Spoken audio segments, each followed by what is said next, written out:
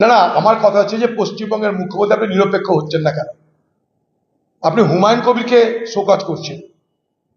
হুমায়ুন কবির যার বিরুদ্ধে বলছে তার বিরুদ্ধে আপনি কি করেছেন বলুন?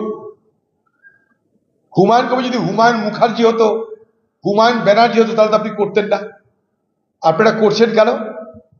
হিন্দু ভোটকে পকেটে পোড়ার জন্য। দেখো আমি হুমায়ুনকে ছাড়লাম না, অথচ এই মুখ্যমন্ত্রী মমতা ব্যানার্জি আজ যিনি নীতির কারণে আদর্শের কারণে হুমায়ুনকে শোকজ করছে, যখন হুমায়ুনের কথায় এই মুর্শিদাবাদ জেলার শক্তিপুরে দাঙ্গা হচ্ছে, যখন হুমায়ুন কবির বলছেন 70% মুসলমান 30% হিন্দু, মনে করলে মুসলমানরা হিন্দুকে জলে ভাসিয়ে দিতে পারে, আপনি তো প্রোটেস্ট করেননি।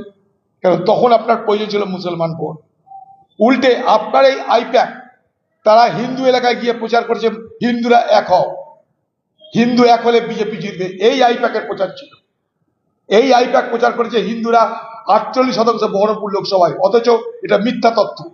হিন্দুরা বহরমপুর লোকসভায় মাত্র 33 থেকে 34%।